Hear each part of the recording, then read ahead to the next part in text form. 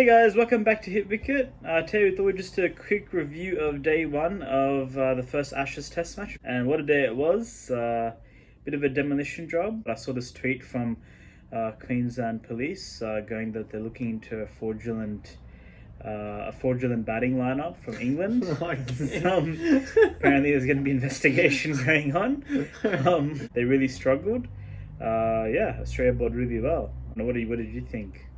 Yeah, well, they set the tone straight away. Stuck. I don't know if it was a set plan or not. The celebration seemed like, as you were saying, that it was, but it wasn't the greatest. They were just like a leg stump half volley, and Rory Burns went too far across and got cleaned up. But that first ball, you get a wicket, it sets the tone. It's like the 2007 Ashes where Steve Humson bowled to third slit, and that set the tone for a 5-0 whitewash. So, yeah, that happened early. Root, which was a huge wicket go out for a duck. That over of a setup from Hazelwood was really quite special. Hasib Hamid showed some fight. He was actually looking pretty good until he got dismissed. And I think that was the real capitulation for England, that both their two best batsmen, Joe Root and Ben Stokes, both got out for very low scores. Yeah, then we had a decent counter-attack from Ollie Pep and Jos Buttler. It looked like it might get somewhere. The road pitch is looking more like a road, like Australian decks usually are. But then they both also got dismissed, and the tail just got blown away by short stuff. Two really good catches by Josh Hazelwood on the boundary. And a big word on Pat Cummins, 5 for on debut, captaincy debut, 5 for 38. And he was very good with his captaincy as well.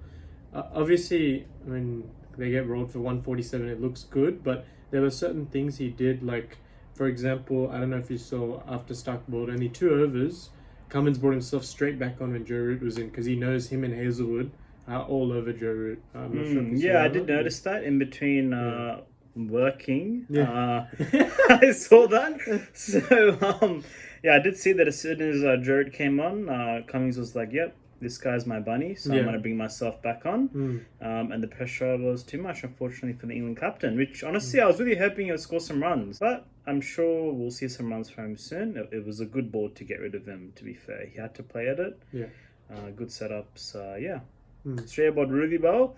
But you don't know how good a pitch is until both sides are batted on it. And as I've seen the forecast for the rest of the game, it is going to be similar-ish from what I've seen.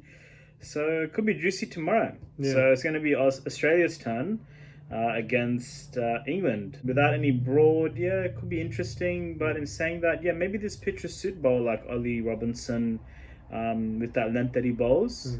So it could be useful. Obviously, we have the extra pace of Mark Wood. Again, that could be pretty useful on a pitch that could be dying later on. So it'll be interesting to see how those guys bowl, I think, from my end. It'll be good to see how Jack Leach plays into this game as well.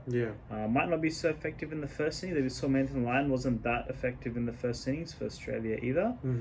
But maybe in the second innings, I think we could see more impact from the spin and the finger spinners. So, Yeah, I have to admit it was very strange for them not to pick Stuart Broad, I think, especially since Australia have David Warner, Marcus Harris, Travis Head, Alex Carey. They have 4 or 5 left-handers in their top 6 or 7.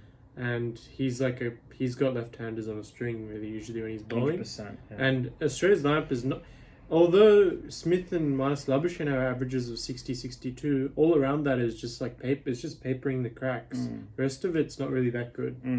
There's not really that much. Warner, he might have a good record, but he hasn't gotten runs in Test cricket for a while as well. So he might not be as simple as. I think 147 is a little bit too less. If they got 200, it would have been alright. But we'll see how it goes. Could be interesting second day. Unfortunately, I'm at work, so I don't know. I have to, get some. Oh, actually, the office is empty tomorrow, so I should be able to. Oh my. Anyway, till next time. He doesn't work. What do you mean? I'm working. It's on the radio. Oh, yeah. Anyway, till next time. See you guys later.